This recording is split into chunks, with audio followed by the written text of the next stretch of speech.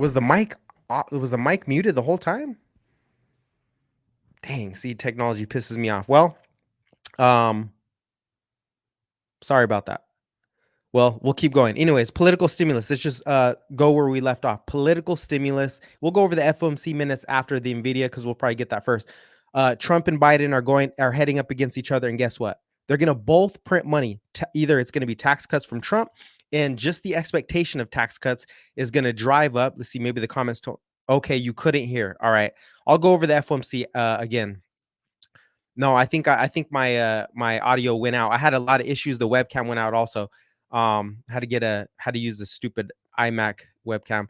So expect stimulus. Now look, Biden's already stimulating. You know, he's doing a lot of, he's helping out a lot of he's going to keep stimulating, whether it's for student loan forgiveness, housing, whatever it is, he's going to continue. He released 1 million barrels of gasoline from the Northeast Reserve in a bid to lower prices at the pump. Now, whether it works or not, the point is he's going to do whatever he can to get the supply up. He's going to get whatever he can, get the gas or the energy supply up, the oil supply up, whether it's make a deal with Saudi Arabia, whatever it is, they're going to try to get, he is, at least, what does he have, 8 months or whatever till election. He's going to continue. He will keep stimulating. If the lower income class does fall apart, guess what? More stimulus is coming. He's already giving stimulus to the baby boomers through this mortgage moratorium, whatever it is. He's going to keep doing it. And guess what? In the first year, right, we're in the first half of the bull market. The first year, that's when the promises actually come.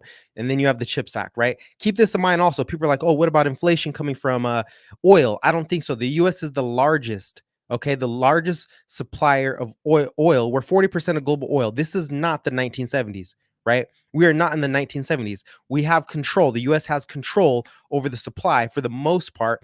Also, the dollar controls a lot too. So because we supply so much oil, because we're doing deals with other countries, I don't expect oil to spike. Let's see where oil's at. Everybody's expecting a big breakout. If it's going to happen, it better happen this summer. We're not seeing it yet. Let's go to the one-day chart really quick. Here's oil. Yes, if it does break out, big macro risk, we're not seeing that. It's at 77. We have a long way to go. Could it happen? Sure. But the closer we get to oil just moving sideways and staying tame, the closer we get to no oil breakout, right? No oil breakout. That means energy inflation stays tame, right? Stays tame. Also, Janet Yellen, right? And Janet Yellen and Jerome Powell, look at, she's buying back U.S. Treasuries. That lowers interest rates, that increases liquidity, and we expect the Fed to start reducing QT June 1st. That's more. This is the most bullish thing for crypto, in my view. They are reducing the Fed balance sheet, right? They're going to reverse QT. We're on our way to QE. Even if it's not QE next month, the expectation of QE is going to fuel markets higher. The expectation of it is coming. Watch global liquidity step up. What is global liquidity? Let's put it on the chart really quick where you guys can see it. We'll do Fed net liquidity. Okay, watch this. Fed net liquidity. You can see it on TradingView. Just type in Fed net liquidity. Expect this to start going higher into the second half of the year. I think by the end of summer, it's much higher than this, especially if we get commercial real estate defaults. That's more liquidity to come in and to save markets, right? We are T-minus 5 minutes before NVIDIA earnings. We'll see. We'll go ahead and get that. So I wanted to go through this. Also, look, if we're getting more stimulus, if inflation is cooling, if inflation is starting to cool, right? Last month, inflation print didn't go up. It actually came down. Maybe it's sticky. Well, all that margin is starting to come into the market. This is FINRA margin balance ratios, right? Basically, it's basically leverage, Robinhood leverage, right? They're lowering their rates in Robinhood, and people want leverage. When leverage comes into the market, it drives the bull market. This is an appetite for risk coming into the market. Also, money market funds, watch that. We're at 6 trillion, highest of all time. This is where all the money's at. Well, if the Fed is going to be cutting rates, if we're waiting for the Fed to cut rates, maybe it's September, who knows when it is, or if something does happen in the real estate market, the expectation of rate cuts is going to move a lot of this cash out, because now the baby boomers, or whoever has all the cash, who's yielding all the cash, is no longer going to yield what they did before. Therefore, they're going to start moving their cash into assets. They're already doing it. You see the Bitcoin ETF moving higher, NASDAQ moving higher, NVIDIA should be moving higher, because we have a AI theme that fuels a whole lot of other stuff, which we'll get into. And if you're still worried about inflation, look, energy's coming down, right? The supply, they're going to keep that supply up. Number two, we talked about this last week. Competition in these markets is going to continue. The answer to inflation is more inflation. More inflation means Demand falls, and if demand falls, consumers stop spending. Therefore, the restaurants, whatever it is, wherever the inflation is, they can start lowering it. Now, the biggest issue isn't food at the moment; it's auto insurance, right? Now the auto insurance is starting to. There's more competition coming online. Now the prices may not fall, but they're not going to increase at the same rate they were. Um, so I expect inflation to cool. The whole thing here is inflation is not going higher. If anything, it's sticky, but expect a downside surprise going into the summer. That's what I'm expecting. We got 3 minutes before NVIDIA earnings.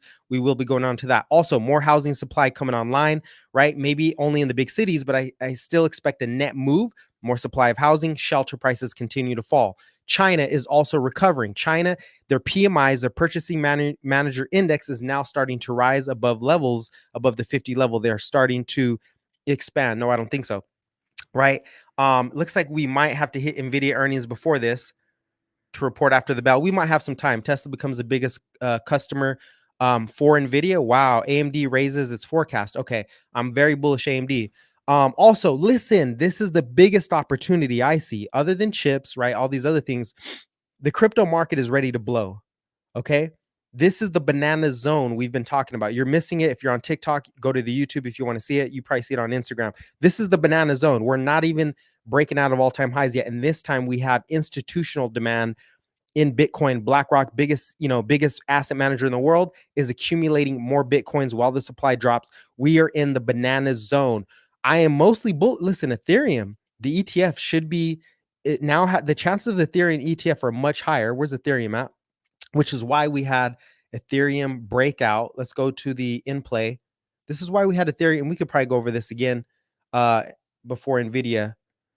Ethereum broke out. This was almost $100 billion move in Ethereum off the expectation of the ETF, the Ethereum ETF coming online. Plus, it is deflationary at the same time. They burn a lot of the Ethereum coins. When you do a transaction, it burns ETH. This is one of the protocols which makes it even scarcer than Bitcoin theoretically. Is it true? I mean, we'll see as things go by. Either way, the crypto market is ready to, turn up and go on fire. And I think the biggest move is not just going to be Bitcoin and Ethereum, but we have something that I think can rival Ethereum in this. It's not Solana either. It is not Solana. It is Chainlink. Why is my thesis so bullish for Chainlink? Well, let's go over NVIDIA earnings in a couple minutes. Who knows? We'll switch over when we get there. DTCC is the largest deposit. Listen, this stands for the Depository Trust Clearing Corporation, right? This is the biggest security system in the financial system, right? Because it's the US security system. They are related. I'm going to go in more in depth in this in a future video. They are a part of the Federal Reserve. And what they do is they do KYC, know your customer, right? They're the ones implementing the regulatory process to know your customer. Also AML, anti-money laundering, right? That's what they do. They create security between every single transaction that clears, whether it's a US Treasury, whether it's US equity, whether it's real estate, whatever it is, they clear everything. They're the regulator of all transactions in the US and globally, really the biggest regulator. And here's their partnerships. Edward Jones, JP Morgan, Invesco, State Street, US Bank. Basically, the biggest institutions, financial institutions in the world use DTCC. And guess who they're partnering with? Chainlink. They're using the CCIP network on Chainlink, right? This is the widest moat of all. This has the widest moat. Chainlink has the widest moat going forward. Now they're doing tests right now, right? They're testing it, and one of the tests actually cleared. It looks good. Now let's go over some of the partnerships, right? If CCIP comes online, we're going to see the revenues explode on Dune. Okay, and we're talking about crypto here.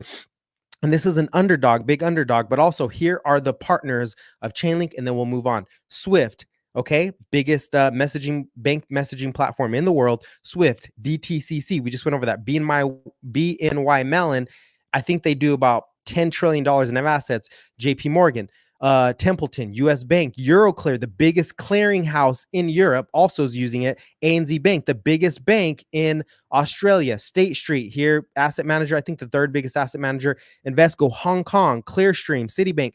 Go through the list. This is on my Twitter. Go through the list, save it, take a screenshot. They have by far the widest use case in all of crypto, right? How far does a coin go? We're not talking about that. We're talking about institutional adoption in real use case, real world use case is in the Chainlink network.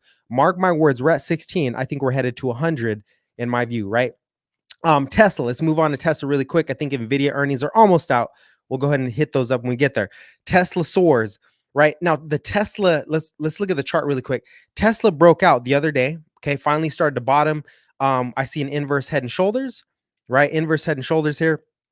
And that's a bullish pattern. Do we break out? I don't know, but the steam is starting to build up, right? The trampoline is getting ready to spring because we have a lot of catalysts coming in. And this is not, it's hard to gauge Tesla, but the bottom here that we saw came from this. And what it is China is wanting to approve FSD, right? They're actually on it. Their regulatory system is a lot quicker than ours. They're going to take the risk, whatever it is. US is a little behind, but China's going to do it. So that brought the stock up. That's huge. A lot of big news. Number two, PepsiCo, big company, right? They're always moving stuff around. They're expanding their EV fleet, right? So the EV fleet or the electric vehicle fleet that moves a lot of their product, right? This is the supply chain. This is the supply chain or the distribution chain, right? They're increasing the amount of Tesla EVs that they're going to be using. So more evidence, more demand, right? Is it the biggest? Who knows? But hey, is the world going to be more electric or less electric in the future? My bet is it is more electric. And if we get full self-driving, it's going to be even crazier, right? Also, I think this is the biggest news. All the Tesla layoffs are helping margins, right? You lay off workers because you have a more automated process, stock goes higher. Okay, you take in more margins. Number two, falling lithium prices. Nobody sees this. Their margins will increase as lithium prices continue to fall. And one of these earning reports, Tesla's going to crush it, right? Are we out yet? No, NVIDIA earnings are not out yet. We'll live stream as soon as they come. They're not in yet. Data center growth. Now, this is the AI narrative that's going to feed into utilities, energy consumption, all that. This is a power from data centers, right? If we're expecting data centers to continue to ramp up, well, that means we're also expecting electricity demand to continue to go higher. This fuels a large part of the industrial part of the economy, right? So even though you might not see it, the economy is expanding, and it's all coming from technology because there is a labor shortage. Keep that in mind. There's a huge labor shortage. And so what do? We automate. This happened in the 90s. This happened in the 50s. In the late 50s, there was a labor shortage. So we automated, we created more technology, and that capital expenditure goes into the economy in different segments. Okay. NVIDIA is not out yet. I know I'm sprinting through this. I just want to get through it before the NVIDIA results, and then we can go through questions afterwards. Any concerns about gold? Not yet. We'll get to that. We almost have NVIDIA earnings. And then last, we're going to revisit this. FOMC minutes were today. Okay. Is it bullish? I think it's irrelevant. I think the FOMC minutes are irrelevant because the FOMC minutes were statements before the last dovish inflation report. So we can look forward. The next big thing is going to be Thursday, GDP report, quarter over quarter, right? Let's see if growth is still rising. I think it is. Why? Because those baby boomers are still spending, and the government's not going to stop spending. If anything, GDP continues to accelerate because Biden will keep spending, and Trump will keep promising his spending, right, for taxes going into the next year. I will hit you guys on here. I'll hit your comments in a second on TikTok. Okay. We have Core PC. That's a big one. Core PC is Friday. Very bullish for Core PC because the headline CPI, remember, it went up to 3.5, right? We had a bump higher in CPI. Well, Core actually, PC, the Fed's inflation gauge actually went lower, right? Therefore, they're not using shelter. The amount of shelter that goes in the Fed CPI is not the same in the headline. Therefore, this month, May 31st, I think the bull market really accelerates. Maybe this next week we're kind of, sideways. Who knows? We'll see. Nobody ever knows. But when that CPI report comes in, the PCE report, May 31st, it's going to be lower. I'm almost 90% sure. I could be wrong. And I think the market really accelerates because also now you have June 1st, the Fed tapers, more liquidity comes into the market. Okay. Summertime rally. Things will accelerate from here. The technicals are very strong in the S&P. I know we're talking about Tesla, but the technicals are really strong in the S&P. And look at that consolidation. We're ready to break out. I'm not the most bullish on SPY. I might trade, SPY a little bit with options, but I'm very bullish on AMD, Robinhood, and AMD looks amazing. AMD, Robinhood, Tesla, obviously crypto, right? But back to it.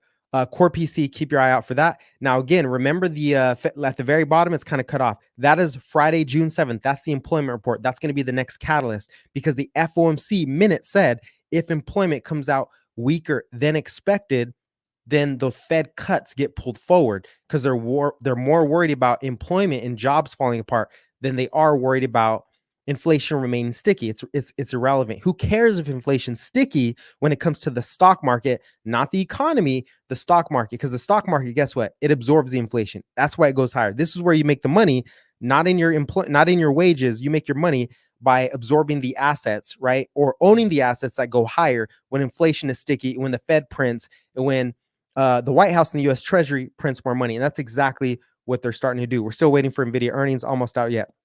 Okay, we'll go through a couple questions, comments, whatever you have. I'm going to throw up NVIDIA live here because they should be in. I think they're in right now. Yep, they are in. All right, let me pause it. Is this NVIDIA? Oh, no, that's ALF. Okay, nope, not NVIDIA. I'm going to throw NVIDIA up here. And then I'll throw on the after hours. Make sure we can see. Let's make sure we can see the why do I always get lost in this?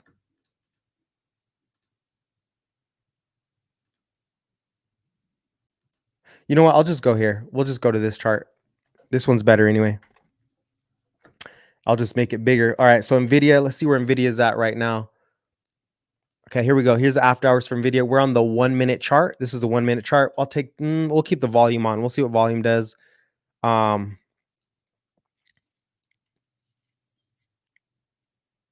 We'll go over the watch list after this also. We'll do the bullish watch list. We'll do some Tesla technicals, Ethereum, Chainlink. Also, SPWR. I think it is starting to squeeze here. This might be a GameStop type rally for STWR. It's a 95% short flow. Okay, is this NVIDIA? This might be NVIDIA. Nope, Snowflake. Okay, we're still waiting. Change your time frame on TradingView to lower than 1 day time frame and go to chart options. It will be there. Thanks, Kevin. Appreciate it. Yeah, I always get lost on that. We'll just do this one for now. This one should be able to show us. Any concerns about gold? Not really. Gold is front running right now. Gold is front running the rate cuts. Look at markets don't wait for rate cuts. They front run rate cuts. Markets are very forward looking. They're looking for future liquidity. They know the Fed's going to cut, not just because inflation is falling tremendously. It's not. It's because it's political, number one. And number two, they have to cut. They actually are starting to change their outlook.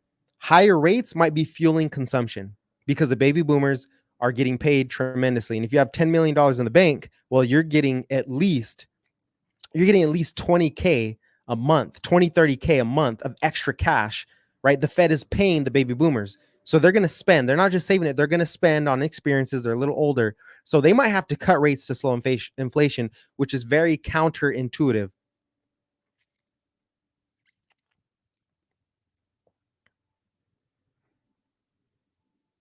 Yeah, let's go Tesla. Must be a loop. Reddit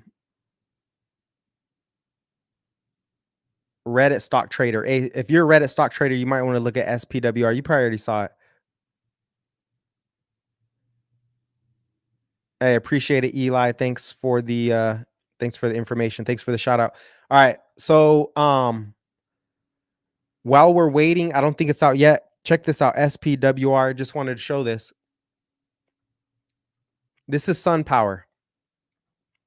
Okay, this is SunPower. Now, here's what I wanted to point out for you degens that like to get crazy. At least you're gonna do it at the beginning. Okay, this stock pumped tremendously. We might have, because we're having more liquidity, and I never advise this, but it's just fun to talk about it. It has a 95% short interest. Okay, meaning 95% of the shares are short. So if you get any significant movement to the upside, then the shorts are going to have to decide to buy back the stock. That's what happened in 2021 in January when GameStop and AMC went crazy. But this has the highest short interest in the entire market. It just came down and filled the gap. Here's your gap right here. I think the gap was like 273. Filled the gap. Supported that gap. Is this NVIDIA? Not yet. Filled that gap and then gapped up. Okay, so on that gap up, you had relative volume accelerate tremendously today. I think it was like 15, but here's your gap up. So this is your support on right now, the 275. I'd say 275, 280-ish. If it holds this level, which it possibly could, this thing could run tremendously. Just keep your eye on it. I'm not saying buy it. I'm not saying any of that, not financial advice, but this is where you see short squeezes. I think it has the most potential because the 95% short interest. Now we're starting to see the volume accelerate tremendously. I think it was today. What does it say? Well, you can't see it down there. It was like a 15x the average volume today. So keep your eye on that. How far could it run? Well, if it goes back to all-time highs, you're looking at a 3x from here. These things go wild. Okay, but we're not going to focus too much on this. Let's go back to NVIDIA. Okay, nothing yet. Nothing yet. We could get a sell-off also on NVIDIA. We could definitely get a sell-off. Yes, and there is new people. What up? Thumbs up. Trading for 6 years. What's good? Thumbs up. What up? Thumbs up. What do you disagree with, Mr. Thumbs? You disagree that Sunrun could have a short squeeze? Well, what specifically are you talking about? I said a lot of things. We went over FOMC minutes, political stimulus, China, Tesla, inflation. Which part? Which part are you talking about? If you can identify it, you're wasting your time and you can move on. Give me something to argue with you about. I love to debate people. You're talking about NVIDIA gambling on earnings. I haven't mentioned buying NVIDIA once at all. We're just looking at NVIDIA because, I mean, it's the most important earnings report outside of Apple, Amazon, Google, and the market's at an inflection point right now. I still think we go higher, but I haven't once talked about NVIDIA, trading NVIDIA at all. I'm not trading NVIDIA. So, I don't know. Maybe you misheard me. You just said it could tank. It could tank. I mean, not tremendously. I don't think Nvidia could tank tremendously, but the last earnings report, let's just go back in history, right? The last time we had I don't think it was the last earnings report. It was a couple reports, maybe it was 2 reports ago. Let's see. It did something similar. See if I could find it. Nope, wasn't that one. Here we go. Right? So this earnings report, Nvidia was at its all-time high, okay? It crushed earnings and sold off, right? There's your evidence. Crushed earnings, sold off for about 2 weeks, and then it bottomed out. So can we tell the future? No, we cannot. But what I'm saying here is it's very possible Nvidia could actually sell off because the earnings are priced in and it bottoms out over the next couple of weeks, where I think it's going to bottom May 31st because inflation is going to show a lot more progress on the PC, right? Or it just breaks out and goes tremendously higher. We don't know. If you think you know what's going to happen, then you're very confused. That's not how the markets work. They don't yield to your knowledge. You have a probability. Maybe your probability that it goes up is higher. I think the probability is great that it goes up higher because inflation is improving, right? But it can always sell off. It could be priced in.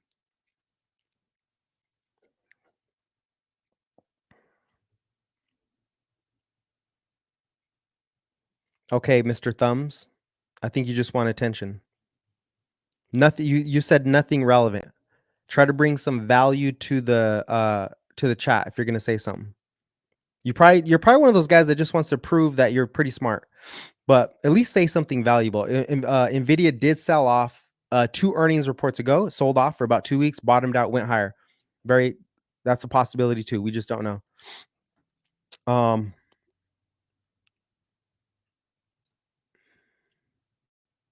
Still not out yet. Still waiting.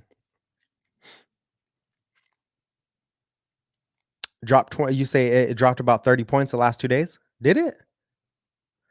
I mean, those are small moves for Nvidia, I would say. 30 points. It's so volatile. Let's see. 2% drop. I mean, I think Nvidia has to move at least 10%, to really change the trend, somewhere around 10%.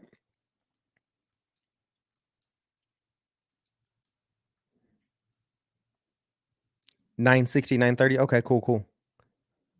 Nvidia earnings are at 420.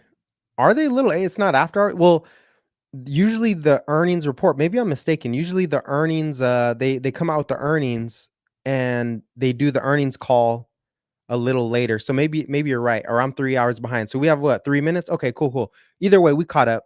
You have a couple minutes. B Alpha, thank you, appreciate it. Yeah, man. I think a lot of people just come in the chat, they want to point something out that they understand better, but a lot of times they're out of the context. I don't even know what that guy's talking about. Right? Nvidia could sell off. You got to be very egotistical to think it's only going up or it's only going lower, right? We don't know. The market prices in that probability. I'll tell you what, looking at the options chain, the S&P calls are very bullish today. Or well, it was yesterday. The S&P calls got very bullish. Can you go over FOMC again since you had Mike? Yeah. I can go over it again. So we're gonna go over the FOMC minutes that just came out, Kevin, until we get NVIDIA earnings, and then I'll switch over there. So basically, the Fed mentioned that the three most important things the Fed is mentioning, that the US dollar, which if the dollar goes up, it's usually a tightening of conditions, right? It becomes a headwind to stocks if the dollar goes up. For example, let's just show you the dollar really quick on a macro basis. Okay. Now, when the dollar spiked, markets slow down. When it comes down, markets catch a bid. So they have an opposite effect. They have an inverse correlation. When the dollar fell, we had the big summertime rally right here. But the market can still go, can still rise with the dollar moving higher. That's totally fair. But what the Fed is saying, back to NVIDIA earnings, what the Fed is saying is a lot of the Fed is saying a lot of the dollar movement is coming from because the dollar is measured against other currencies. That's how it's valued. It's valued against other currencies. So even if we debase the US dollar currency, it still remains strong. So the Fed is saying, hey, look, other central banks are easing policy. So that's going to push the dollar up. That's going to be a net tailwind for the dollar, push the dollar up. And that's not necessarily bearish, right? It doesn't assume risk, because when the dollar spikes, it's usually something bad is happening. In this case, dollar strength is positive for the U.S. economy because it makes the dollar more valuable than other currencies. Therefore, people want to invest in dollars. They want to hold dollars because they get a yield on it. They're getting that 5.5% yield, right? They're getting the 5.5% yield on it, just like the baby boomers we talked about earlier. Anybody who has cash in the bank is going to get yielded 5%, guaranteed. So the dollar is strengthening for positive reasons, not negative. Number two, financial condition. Oh, consumption. Number two is basically the Fed is saying it looks like the wealthier consumers are the ones doing all the spending, right? And I always attribute this to the baby boomers, the biggest generation, because they have the most material wealth, whether it's in real estate, stocks. Ooh, big downside surprise so far. Whether it's in stocks, real estate, or oh, dang, that was a big red candle.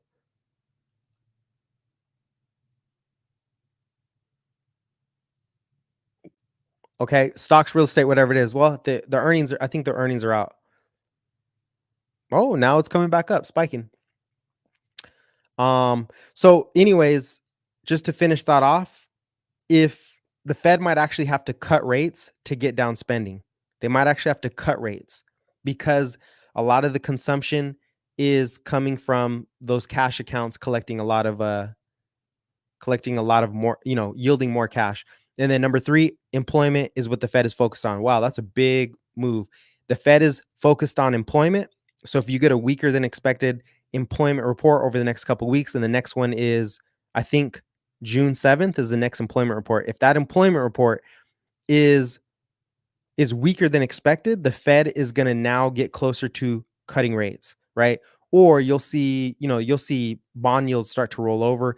Basically, it's an easing of conditions if the employment. So you're kind of hoping that employment stays kind of weak, right? In the sweet spot. Not a big spike. We're not going to get a spike. There's no sign of that. There's no sign that unemployment is going to spike. Payrolls, right? Missing, whatever it is. So those are the three big things. You could sign up to the newsletter and then get this all just written out a little more clear. It's in the description. It's free. It's free newsletter. All right. So far, NVIDIA looks great. Okay. I'm going to go ahead and pull up the NVIDIA stream. I think they're going to show it on there. Let's hear what they're saying.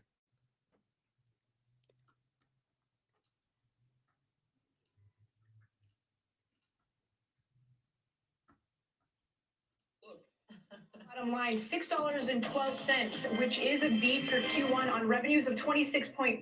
Okay, let me rewind it a little bit. We're going to be a little off. Digest whatever it is that we're digesting right now. Well, yeah, I mean, we're going to get those details from Christina Partsinevelos momentarily. But shares are shooting higher in the meantime. Christina, how does it look?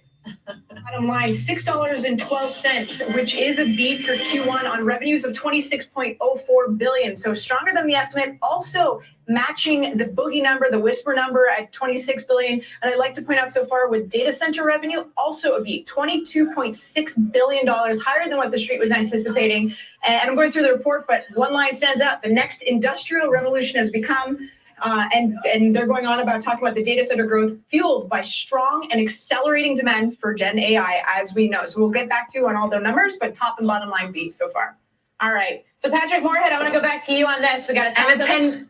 Go ahead. And a 10-for-1 stock split that I just read right now. Also announcing a 10-for-1 forward stock split of common stock to make ownership more accessible to employees and investors. The split will be effective through an amendment to NVIDIA's restated, let's see, scan through June 6th.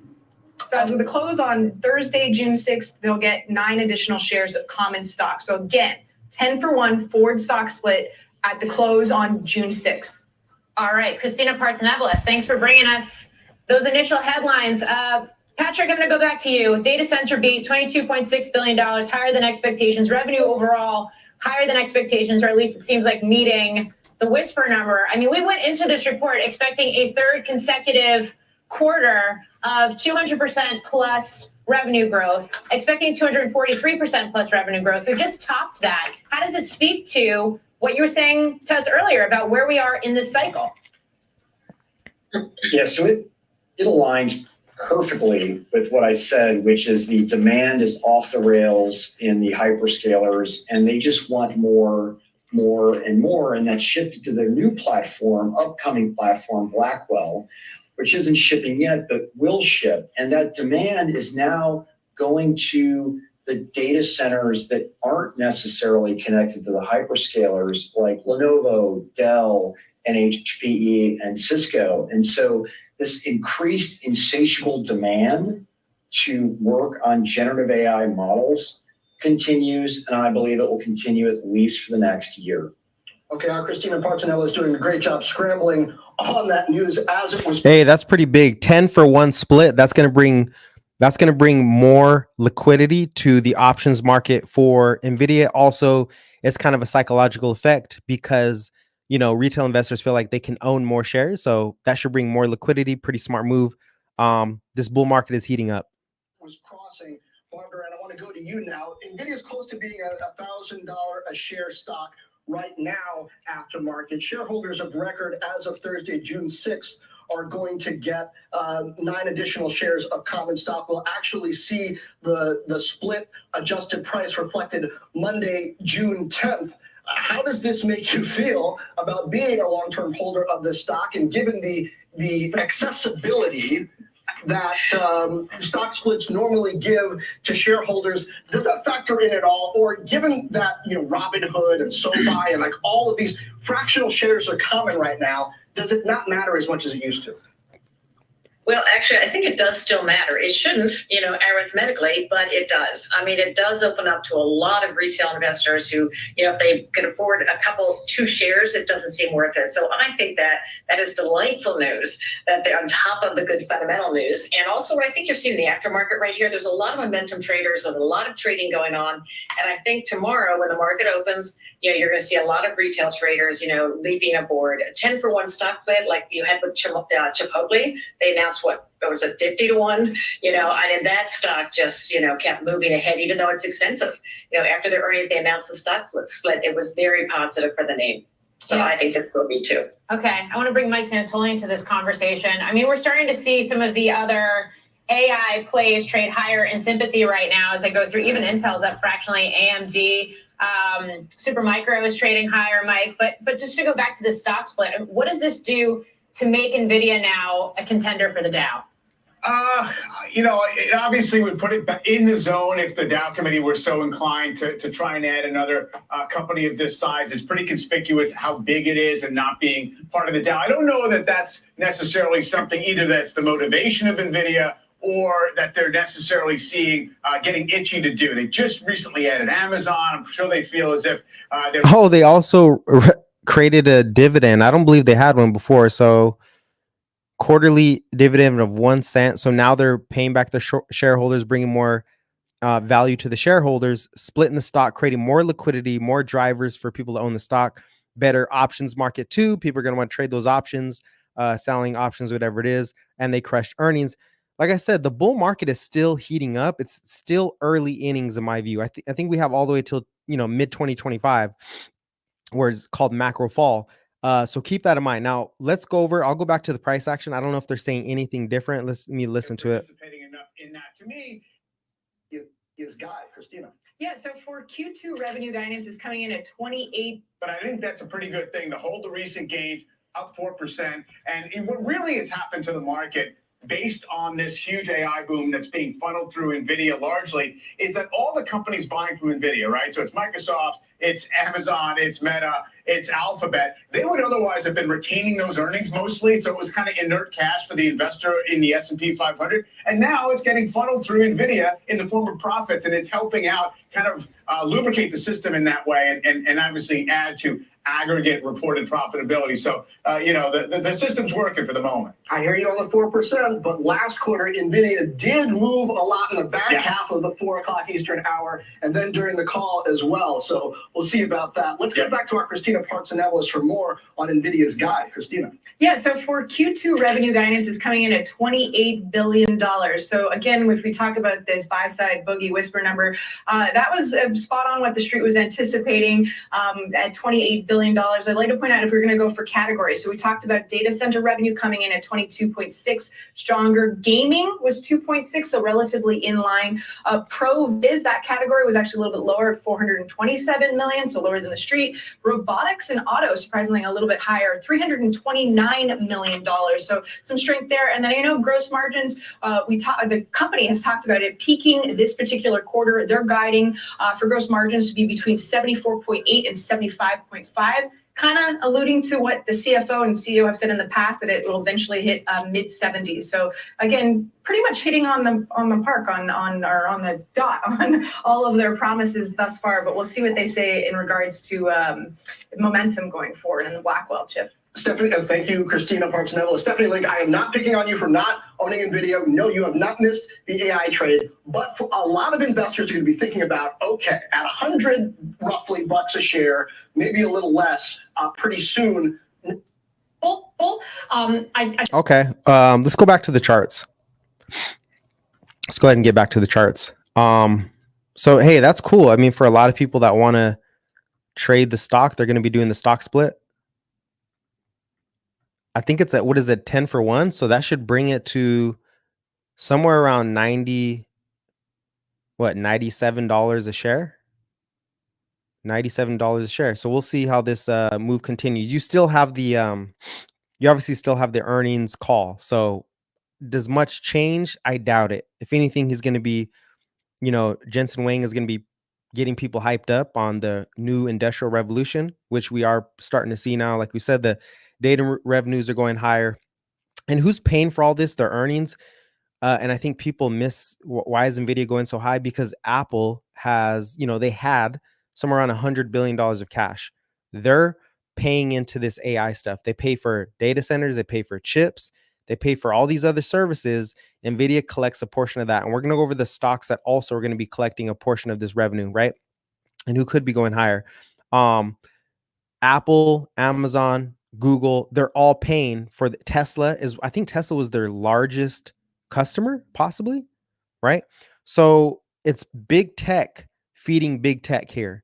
Big tech feeding big tech, stock goes higher, number goes up. That's pretty much the base case here.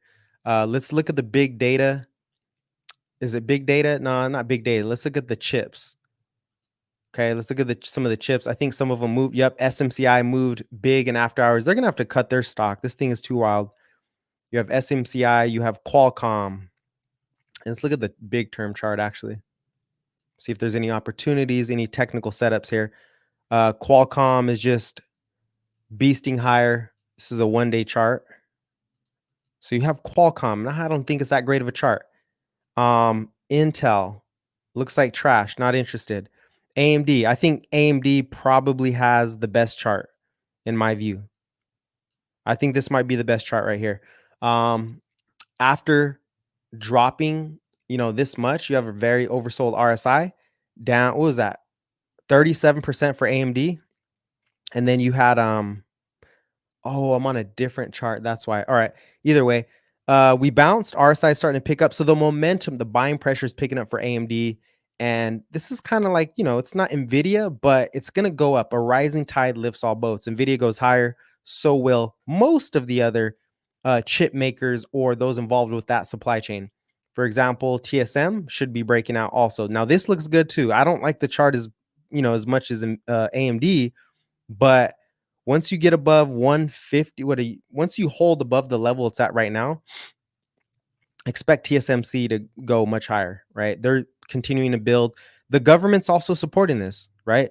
With the CHIPS Act, I think it's the CHIPS Act somewhere around $360 billion going towards all the, everything all the distribution and the production of chip making in the US to de-risk, an invasion of Taiwan, whatever it is. So you're probably going to get more spend there. ARM, I believe ARM is ARM's an Asian company? I'm not sure. Anyways, you have ARM also. Now, I don't know too much about ARM, so I wouldn't say anything, but it looks like it's starting to trend back up. I'm pretty sure it goes higher. Micron. I know Marvel's part of that supply chain. Actually, I think I have a picture that shows. Let's see if I can add it in here in real time. Here it is. Oh, I got to delete an image. Too many images. Okay. Let's get rid of one of these.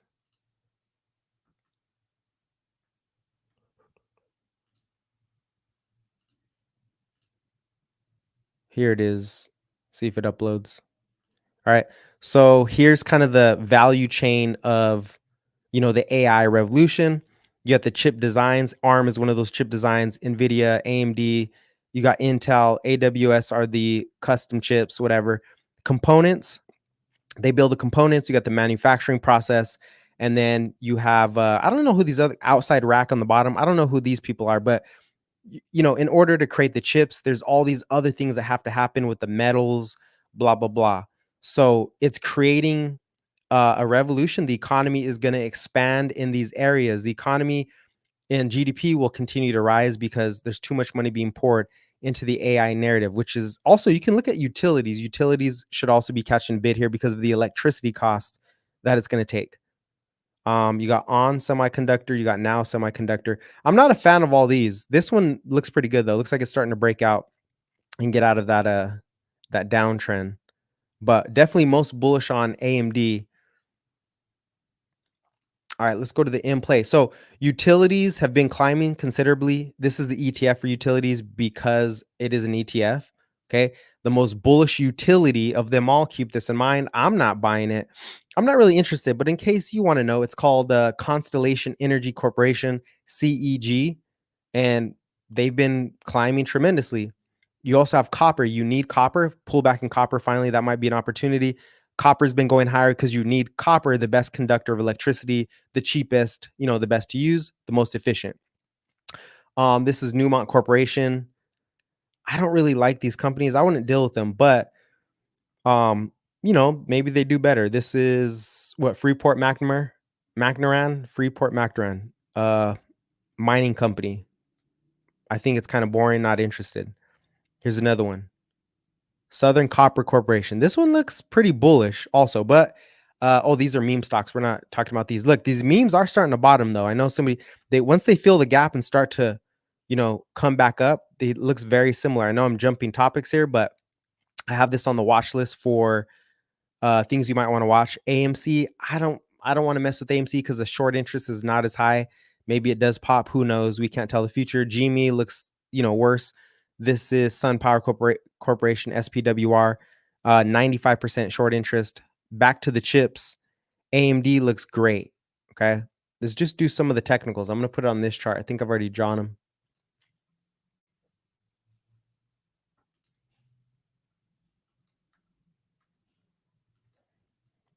All right. So it's been in this massive uptrend, from the 2022 low, the October low, when liquidity came back into the market, when ChatGPT came out. I think ChatGPT came out around here.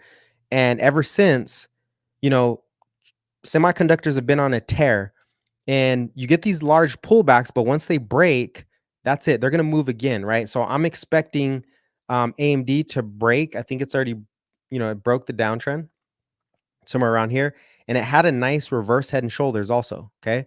Head and shoulders broke out of that. So I think we need to hold like 160. And after today's report, if NVIDIA does carry the market higher, AMD is going much higher.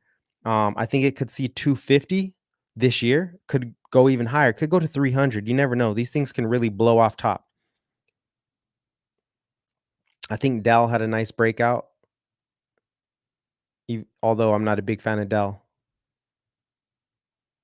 Okay. Obviously NVIDIA now starting to move. What does this look like on the 4-hour chart? I want to see NVIDIA on the 4-hour.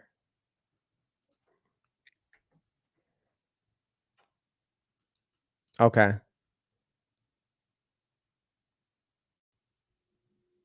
I mean, really, if it opens tomorrow above 970, 980, it's lights out. Very bullish price action there.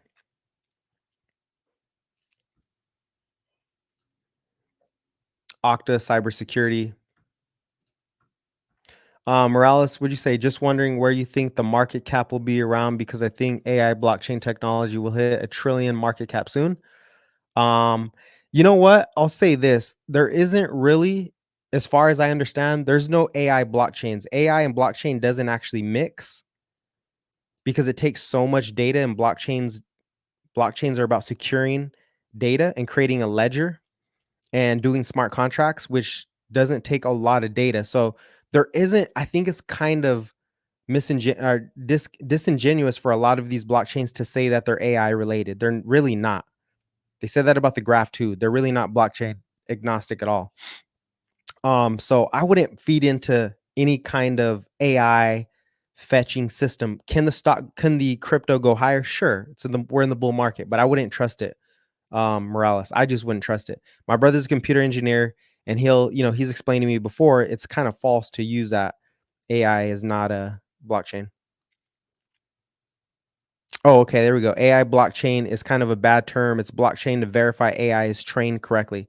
Okay, so they're verifying that AI is trained correctly. Okay. There's so many segments. There's going to be a lot of segments, so we'll see how that plays out. But yeah, look at this breakout. If we do hold above this is a lot of resistance for NVIDIA. And once you get above this, we could still come down here over the next week and then break out. You never know. You really just never know. But what you do know is over the long haul, which is the next 3 months, it's definitely going to be higher because that earnings report is higher. The economy is starting to reaccelerate. Inflation is starting to ease a bit. And the Fed is closer to cutting rates. The bond market is easing. It's slowing down rates. The dollar's starting to roll over a bit. There's a lot of optimism.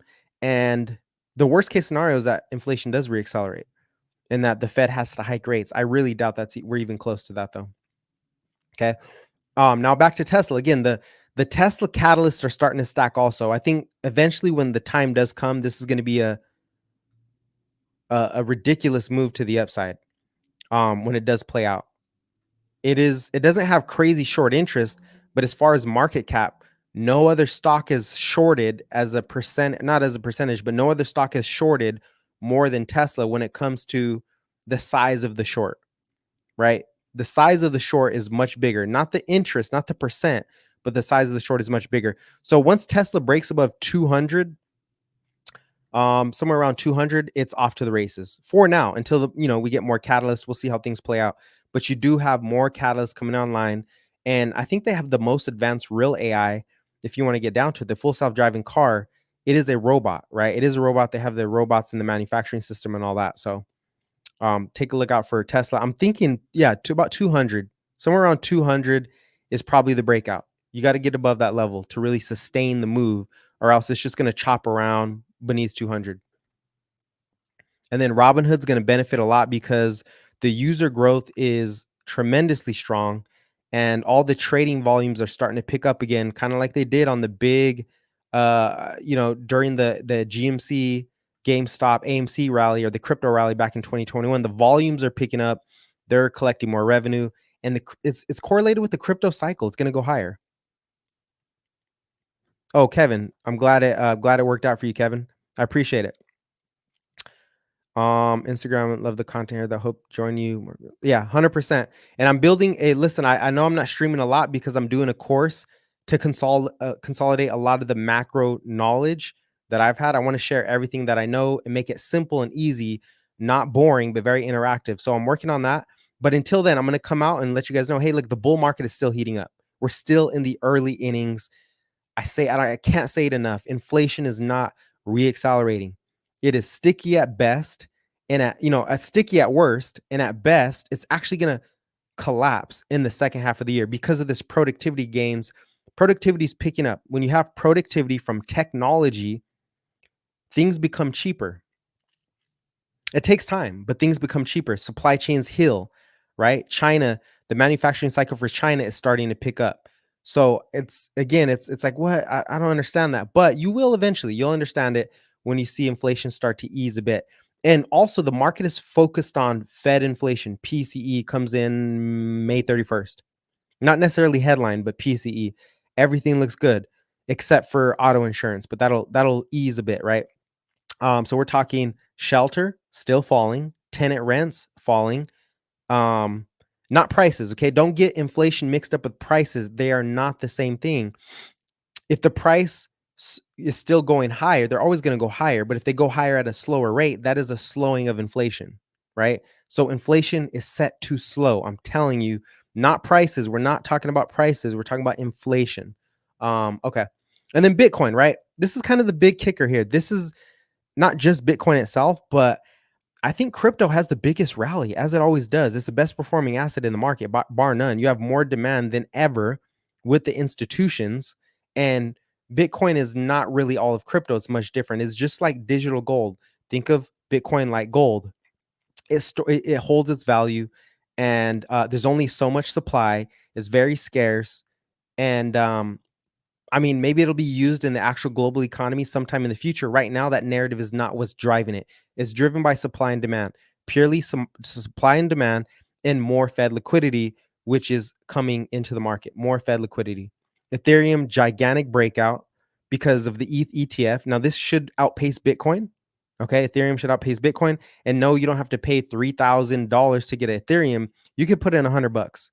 It doesn't matter what you put in, because for crypto, you don't need to own the whole coin. You just need to own a piece of it. It's divisible by 100,000, something like that.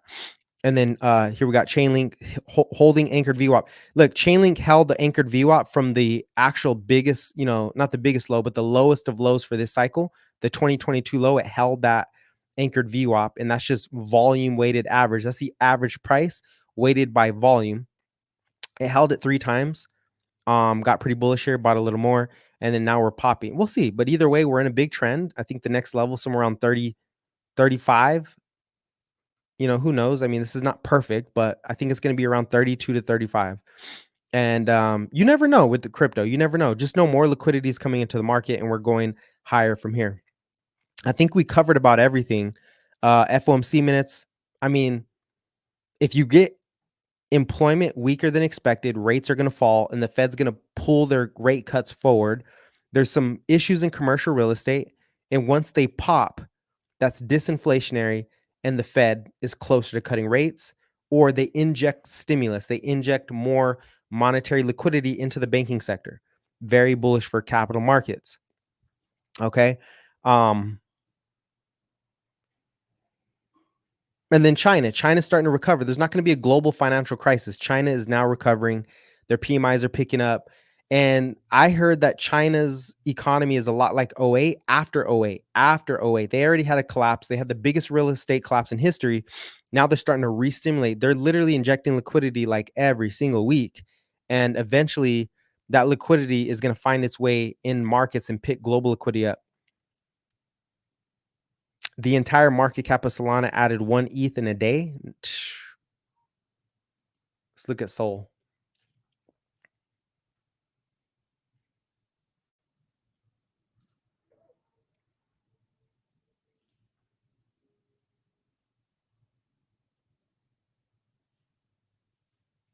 Oh, I see what you're saying. I see what you're saying. The entire market cap of Solana got added to ETH in 1 day. Yeah. It was almost 100 billion for ETH. So there is demand there, especially if you get an ETF and it has a yield. Ethereum has a natural yield. A lot of people that are new to crypto don't know this, but it already has a natural yield, kind of like a bond, right? It's ultra deflationary because as it creates more supply, or I'm sorry, as it's used, right? As it's used, it gets burned up. So you reduce the supply. Very scarce, right? That's a lot of scarcity. And then, oh, what is that? Not sure what that was. So scarcity goes higher, and it has a yield. So you're going to collect a yield on it. If the yield is 4%, I don't know what the yield is right now. 4%. Well, you're getting a yield on an asset that moves on average 100% a year. You're getting a yield on that. That's ridiculous. That's unheard of. That's why the ETH narrative is so big. ETH narrative is so big because of that. The yield is, you got yield and you got asset appreciation, crazy asset appreciation. ETH to BTC is a chart you might want to look at. Okay, here we go. Starting to pick up finally. I'm not sure if it'll keep up. All right, what else we got? I think we went through, like I said, I think we went through everything. Keep your eye on those things. I think we don't really have a whole lot of data. Let's go to the last one. Right, this will finish off with the macro. Everything's about technicals and macro. So on a macro scale, your next big reports are going to be, you have durable goods this Friday. I don't think it's going to make a big difference in the market.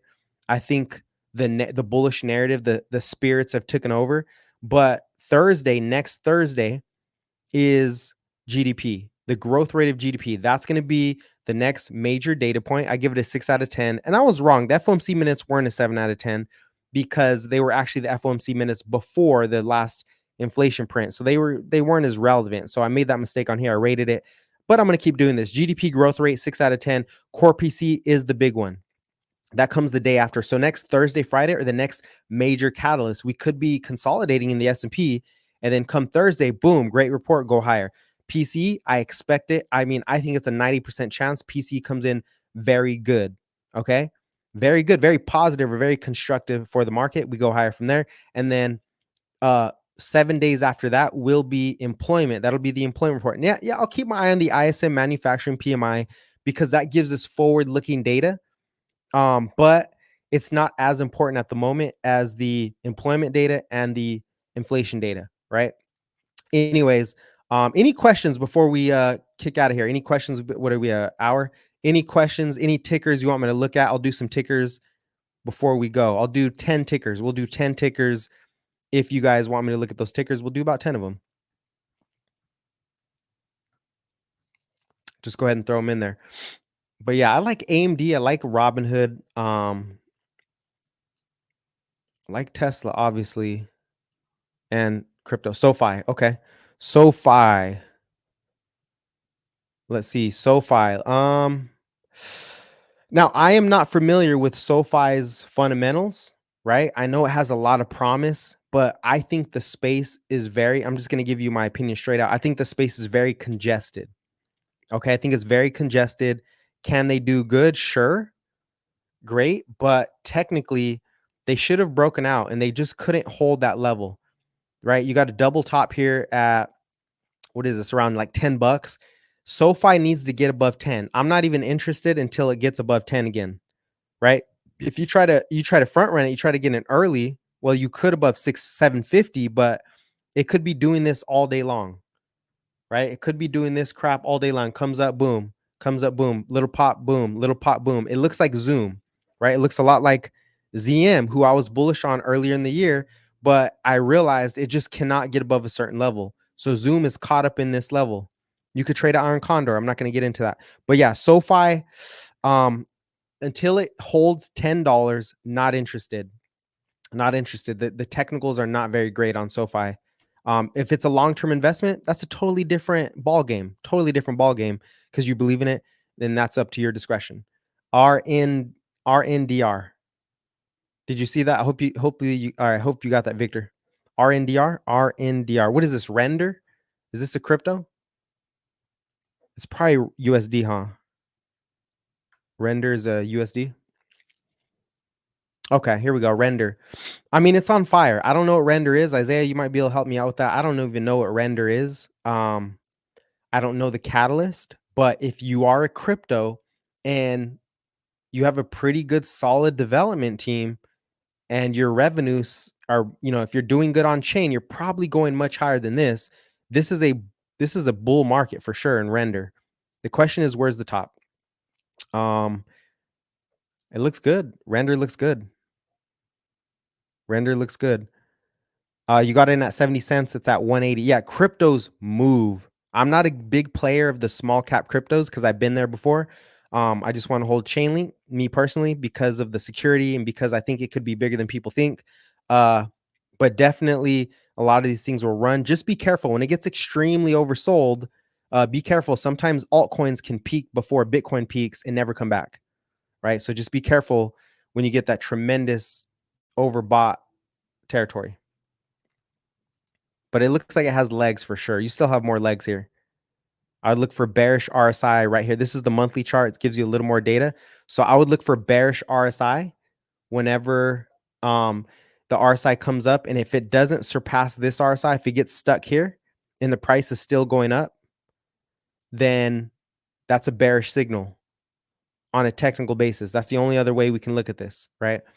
And I know crypto maxis are like, it'll go up forever. Nah, that's what they think. No, it'll have a pullback. It'll have a peak. It'll peak out in its cycle. The Feds are worried. What up, Demi Yush? I missed you, bro. I missed all your trash talk. No, I'm just playing. The Feds are worried that they will have to hike while the market expects cuts. The Fed is not okay. Okay, so you're looking at the FOMC minutes. Keep this in mind, Demiush. Very good lesson here. So Demiush is on TikTok. He says that the Fed is worried that they might have to hike, right? That they might have to hike. Now, here's why that is not the case. Oh, man, this looks terrible. Oh, it's all right. I have too many things on here. The only reason that this was even a worry, okay? Actually, I have a better chart. Let's go to, I have a better chart. That one's going to be hard to look at. Well, I guess if you're on TikTok, you can't see the other chart. So I'll just do it here. So this is why inflation, this is 3-4. Okay. And then it went to, no, actually, this wasn't 3-4. What was this? Why can't I see it? 3. I can't see what it is. Too many charts up here. We'll just do it like this. Inflation went up twice. Okay. 1, 2. See that little thing gets in the way. 1, 2, 3. So actually, it only went up twice. It didn't go up 3 times. This was the bottom, went up once, went up twice, and we're looking at the red. So the Fed is saying, hey, look, it's not cooling as fast as we wanted it to, right? But when I look at inflation, it's just kind of sticky. And the FOMC report, Demiush, that you were looking at, that report came in before CPI dropped. So that was the report before we saw more progress. Now that we have more progress on inflation, right? Because really everything, if it comes down to it, you make a good point. Inflation is the biggest concern still. Okay, and a reacceleration.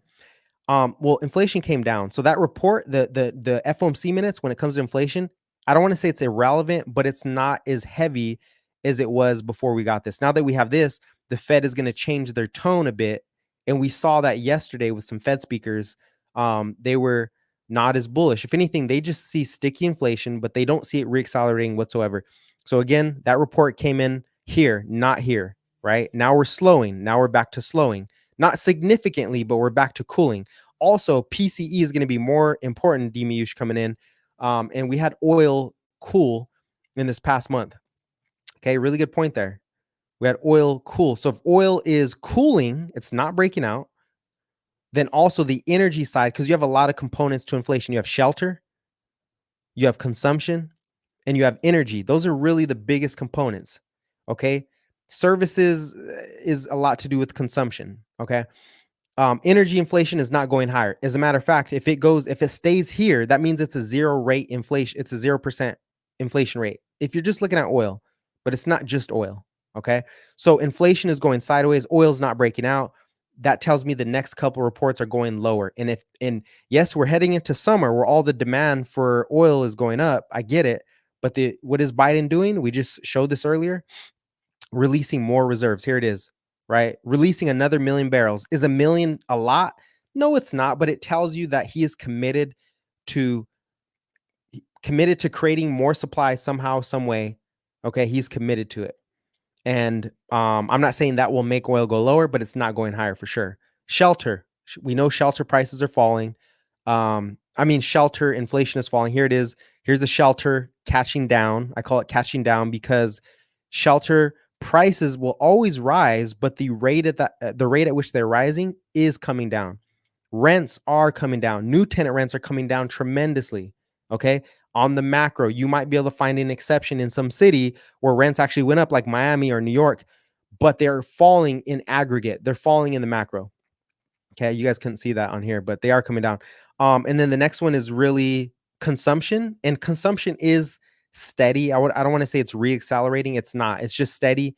It's hotter, but it also means a hot economy, right? So either way, bull market diminution, the bull market is still heating up. The economy, right? If you're in a certain sector in the economy, you might not be feeling the positive effects because you don't own assets. That's why I have this channel, right? It's not really, you should start investing. It's more so for the macro people, for the investors, for the traders. But in general, that's why we invest, because we understand that your wages will never keep up with the amount of inflation and the debasement of currency. It just doesn't keep up. So we retain our value that way. But here's core CPI. This is why I'm optimistic. Core CPI, what the Fed is focused on, is still decelerating. As a matter of fact, it's been decelerating since September. Okay. That's why bond yields are not going higher. That's why bond yields are now falling. I think that was the top in bond yields. We have a higher low.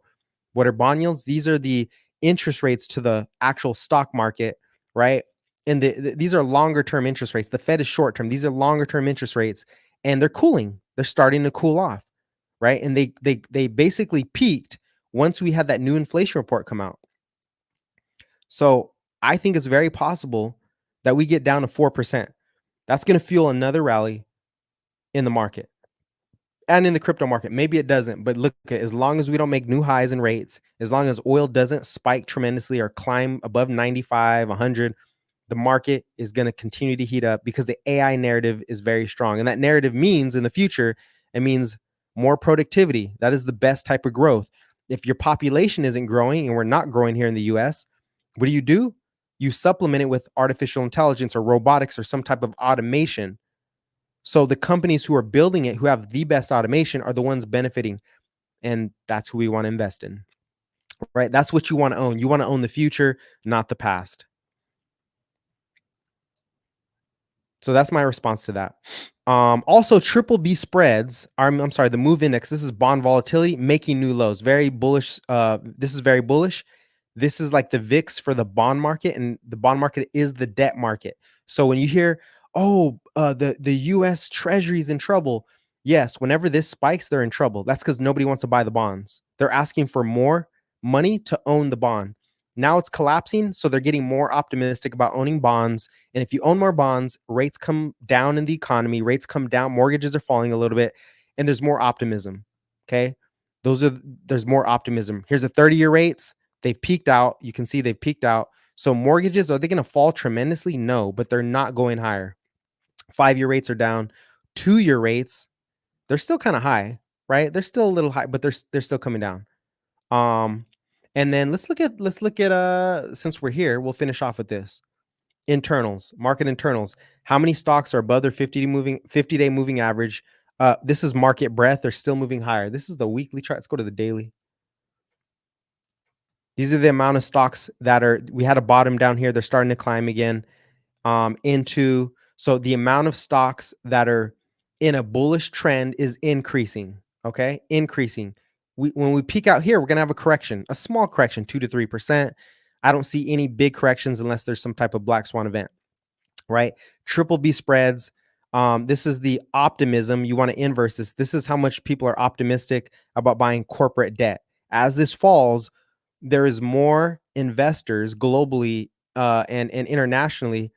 I'm sorry, globally and domestically, there's more investors, whoever it is, banks, whatever, buying corporate debt versus bond debt. Now, if you're doing that, what it means is corporate debt is bullish for stock market because you're buying the debt of the companies that are into the future, right? S&P 500 companies.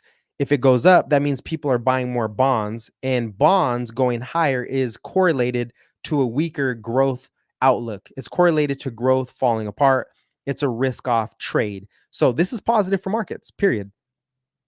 Positive for markets. I mean, the bull market's heating up. I'm telling you, it is still heating up. Crypto hasn't even took off yet. Crypto still hasn't took off yet. All right. I think that's all I got though. All right. Sitting in this chair hurts my back too much. But either way, hey, the course is still being built. So those of you who want to learn, it's all about learning. You never know. Very bullish on this stock if you want to know. Or not stock. Very bullish on Chainlink. Keep your eye out for Chainlink. Has the most partnerships to institutional infrastructures, not just banks, but actual infrastructures that hold up the financial system. The goal is to move the financial system onto the blockchain. That's what they're doing right now. Whether you believe it or not, the current authorities of the financial system are trying to move over to the blockchain. I'm going to do a presentation about this in the future. I'm going to go over DTCC. What do they do? And they're trying to move their net asset value. They're trying to tokenize stocks, treasuries, mutual funds, which are stocks, a type of equity. They're trying to tokenize everything.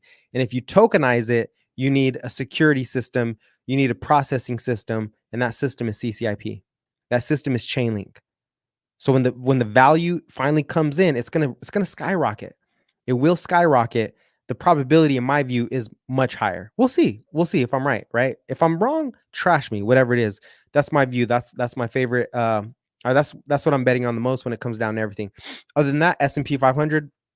All right, these red lines are because I'm trading iron condors, and I didn't trade today because I know there could be a big outside move, and so I was like, let me wait for tomorrow or Friday to see where we go. All right, let's see what NVIDIA is looking like after earnings before we head out here.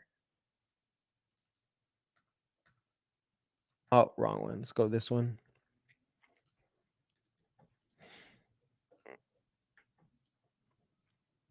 Yeah, it's finishing much stronger. Okay. The bull market continues. The bull market continues. I mean, the probability of the bull market is extremely, it's extremely bullish. The probability is high because you never know. Something could happen, but I don't bet on that. I'm not going to bet on the comet hitting the earth. I'm not going to hide in a bunker. I'm bullish. All right. That's all I got. You guys stay blessed, eat healthy, stay healthy, learn something new every day, lift weights, learn something new, get as smart as you can. I hope the best for you guys. I hope everybody makes money. I'm out. Thank you.